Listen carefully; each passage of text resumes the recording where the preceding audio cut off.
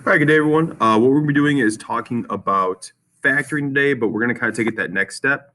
In today's lesson, we're actually going to solve for all of our factors, okay? Our ultimate goal is going to be basically get answers for x. So instead of leaving it in factored form similar to this, like x plus 2, x minus 3, and then whatever else we have with it, we actually want to get each of these to get to the point where we're solving each of them out. Kind of like how we did for x method, where we could actually get answers for all of them. Big thing that we're going to have to understand within this lesson is that we're going to really have to be able to apply everything that we've talked about over the last couple of days. Okay. For example, we're going to have to be able to use all those different types of factor. We're going to have to be able to use the X method. And then ultimately, we're also going to have to be able to really understand kind of what are we getting out of these answers. Okay. On top of that, we got to bring back some prior knowledge like imaginary numbers because they can also be involved in these problems. Okay. So let's go ahead and just start looking through. Let's talk about what our goal is going to be for a problem like example A. Okay. So in example A, we have this problem x cubed plus 9x. Okay. And the goal of this is going to be to get down to a factored form. Well, what we have to be able to do is try to factor this out. Well, whenever I get problems similar to this, basically my ultimate goal is going to be to try to break down these problems and so I have an x and a number. Kind of like how if I have this, an x and a number, I can solve that out. Okay, I could set that equal to 0, create an equation for myself and work it out. Okay, so that is going to be our goal for any type of problem. Now, when I look at this problem, I don't really see a problem where we really have anything that's useful to us. And what that means is we don't have a problem where I can typically factor it, okay? Typically when I see two binomials, kind of like how I look at this one, is I should be able to use that equation of the sum of factors, right? But unfortunately, for this particular problem, it's not really that easy, okay? So what we have to be able to do is we have to be able to try to factor this out using other methods. Well, if I'm going to factor this out, the first thing I notice is how these both have an x in common. So I'm going to take an x out and create this as x squared plus 9. What I'm also going to do is set this all equal to 0. Okay, basically stating that I want to get an answer for x. Okay. Well, how I look at this now is I basically can look at this as two separate pieces. We have an x squared plus 9. With that, I can split these up into two parts, x equals 0 and x squared plus 9 equals 0. And at this point, I can actually go ahead and solve each of these out. Now, the x equals 0 is basically an answer. I can't do anything with that problem. However, I can adjust this part right here. I can actually solve that part out. So we start working it out. I'm going to subtract the 9 over to get x squared equals -9. And then this is where we have to bring back a little bit of knowledge. To get rid of a squared, I would take the square root of the other side. But this is kind of where I get the issue. I can't have a negative square root. So we have to take back prior knowledge and turn this into x equals the imaginary square root of 9.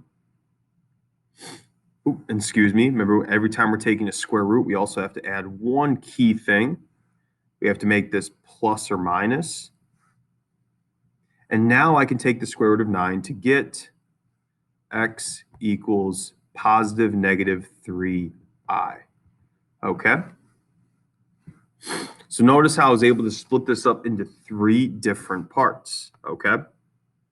The other thing you're going to hear me talk a lot about, and this is kind of going back into the problem itself, is earlier in the lesson back in semester 1, we talked about degrees and how a degree 3 polynomial, if you have a degree 3, you should have 3 answers. Okay? Or 3 zeros, as we also call them. Well, funny thing about this problem, notice all of our zeros here. Technically, our 3 answers were x equals 0, positive 3i, and negative 3i. Okay? So notice how I can almost check my work and make sure I did it right by always checking my polynomial's exponent and then checking it out with my answer itself too, okay? So note, that's kind of the process we're gonna be doing. And the real reason we spend so much time with factoring is because we have to use factoring to help us get to this position. So let's go ahead and look at another one, okay? Just to kind of look at different methods that we could actually solve this out. If I look at letter E is x cubed plus 5x squared plus 9x plus 45.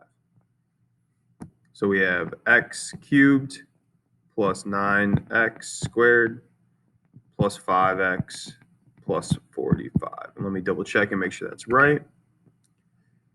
5x squared and 9x, excuse me. So we got to flip these two numbers around. So we're going to take the 9 and the 5 and flip them. 5x, 9x. One last check to make sure we're good. And we're all set to go. So we talked about anytime we get a problem like this, we want to use a factoring type called grouping. And the reason we're going to use grouping is simply because there are 4 total terms up here, okay? Notice how I can split these up evenly into 2 sets of 2, okay? That is a clear indicator that I'm going to use grouping to help me solve this out. So with grouping, I'm going to group the first and the last together. And now I'm going to start pulling out particular problems. So for example, we have an x cubed and a 5x squared. There's nothing in common with the numbers because technically this is a 1x cubed and a 5x squared, but they do have x's in common. What I can do is take out an x squared.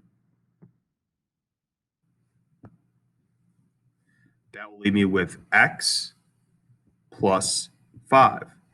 Once again, anytime I take out a value like x squared, think of it as like if you had 3 x's and I took 2 away, how many are left over? Well, there's 1 left over for x's, okay?